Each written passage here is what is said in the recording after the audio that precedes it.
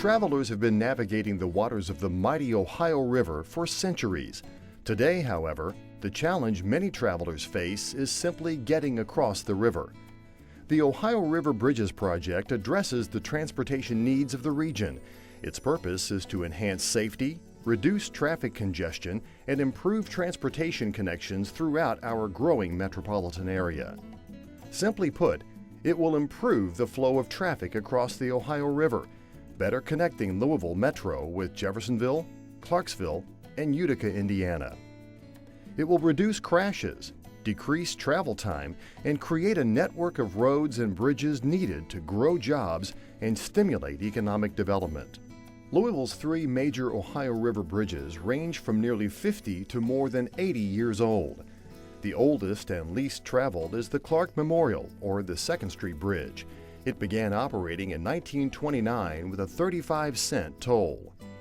More than 30 years later, the Sherman-Minton and Kennedy bridges opened. Since then, traffic volumes have increased significantly and currently exceed capacity during peak travel times. The Sherman-Minton handles approximately 80,000 vehicles per day, a number that is projected to increase to 112,000 in less than 20 years. The Kennedy Bridge was also designed to carry 80,000 vehicles per day. It currently handles 120,000 with considerably more truck traffic than originally projected. That number is expected to increase to 155,000 by the year 2030, nearly twice its originally designed capacity.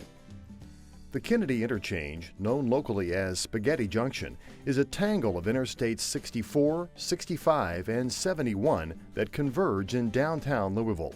Multiple problem areas create slow-moving traffic and a crash rate that is twice the national average. The missing link in the region's transportation system is the highway and bridge connecting Louisville's East End with southern Indiana. More than 4 decades ago, transportation planners put this bridge in their master plan. After an extensive 5-year study, the Ohio River Bridges Project secured federal approval in 2003 for a plan that would reconfigure the Kennedy Interchange and build 2 new bridges. But since then, decreasing federal transportation dollars and rising construction costs have kept the $4.1 billion project from moving forward. This year, Kentucky Governor Steve Beshear, Indiana Governor Mitch Daniels, and Louisville Mayor Greg Fisher took an important step to get the project back on track by urging the project team to explore cost-saving ideas. As required by federal law, the states then began developing a supplemental environmental impact statement to examine proposed changes. Today, the Ohio River Bridges Project is at a crossroads with 3 choices being considered. The first is to take no action, meaning nothing would be done about the area's outdated and incomplete infrastructure. The second, build the project as approved in 2003. The third, explores modified alternatives that cut costs. Let's compare the 2011 cost-saving alternatives with the 2003 selected alternative. Downtown, the 2003 selected alternative calls for moving the Kennedy Interchange south. Among the many improvements, it eliminates weaves, problematic merges, and tight curves. It creates emergency lanes where they don't exist. It maintains an average speed of more than 45 miles per hour during rush hour. It also frees 40-plus acres for waterfront development, and it creates entrance and exit ramps on I-71 at Frankfort Avenue. The 2011 alternative also eliminates sharp curves and weaves. It too creates emergency lanes and an average rush hour speed of more than 45 miles per hour. But it retains current left side I-65 exits and entrances onto I-64. And the project would end before reaching the Great Lawn, meaning the interstate there would remain the same. The 2011 alternative requires substantially less right-of-way land, and it avoids moving major electrical transmission lines. The 2003 selected alternative calls for building a new downtown bridge. After significant public input, a cable stay bridge with 3 sets of twin towers was selected. It calls for 6 lanes solely for northbound I-65 traffic with 12-foot shoulders on both sides. The plan has a 17-foot wide pedestrian and bicycle lane. The existing Kennedy Bridge would be rehabilitated to carry southbound I-65 traffic. The 2011 modified version eliminates the pedestrian bicycle path. Since the 2003 Record of Decision, Kentucky and Indiana have invested in a separate project to build a pedestrian and bicycle path on the adjacent Big Four Bridge. In the Clarksville-Jeffersonville area, the 2011 alternative replaces several flyover ramps with lower profile, more traditional ramps. The cost is lower, the construction is simpler, and the ability to maintain traffic during construction is easier. The 2003 selected alternative calls for building an East End bridge and extending I-265 in Kentucky and Indiana to complete the interstate loop on the growing east side of the metro area. This includes a tunnel under the historic Drummondard Estate.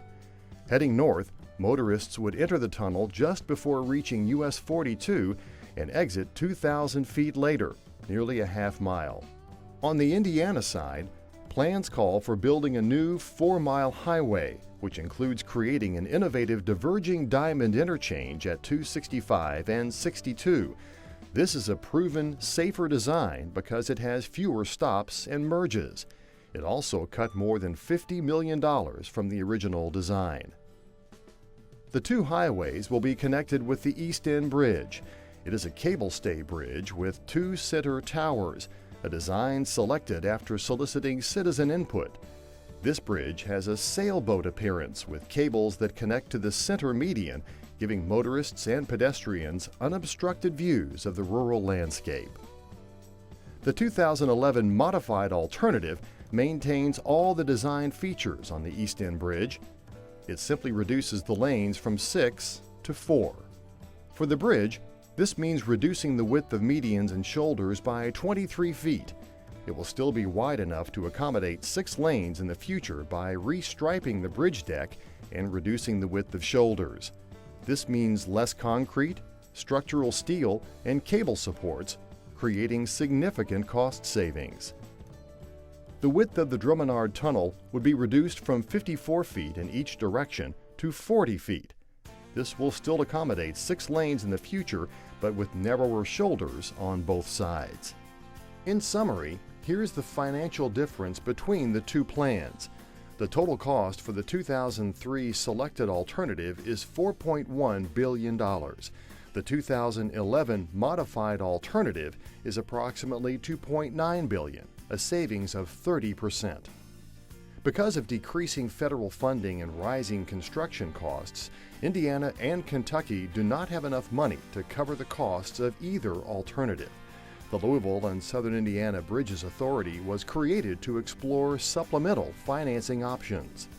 The authority is looking at financing approaches that could speed construction and reduce inflationary costs. The group is also working to develop a tolling policy to cover the gap between traditional funding and the cost of the project. Only high-speed, no-stop tolling is being considered. Frequent users would be encouraged to use electronic transponders. Each time a motorist passes through a gantry, a toll is charged to the user's account. For other motorists, cameras capture license plate information and the vehicle owner is sent an invoice. The ongoing environmental study will consider a range of toll rates and how they might affect traffic patterns. The Bridges Authority will ultimately set the toll rates to fill the gap between available state and federal funding and the cost of the project. Public input has been a central part of the Ohio River Bridges project from the start. During public meetings in June, citizens made comments and suggestions about the project's purpose and need and the recommended alternatives. Those comments will help the project team advance the project through the environmental update phase. The Federal Highway Administration will publish a draft supplemental environmental impact statement by the end of the year. Public hearings with an additional comment period will then be held. The states will also move forward in 2012 with plans for financing and constructing the project. The Ohio River Bridges project will stimulate economic growth, create jobs, reduce the time motorists waste in traffic jams, decrease accidents and injuries, and ultimately save lives. Kentucky and Indiana are committed to increasing safety, reducing congestion, and improving mobility to ensure the Louisville and Southern Indiana region continues to grow and prosper for more generations of travelers across the Ohio River.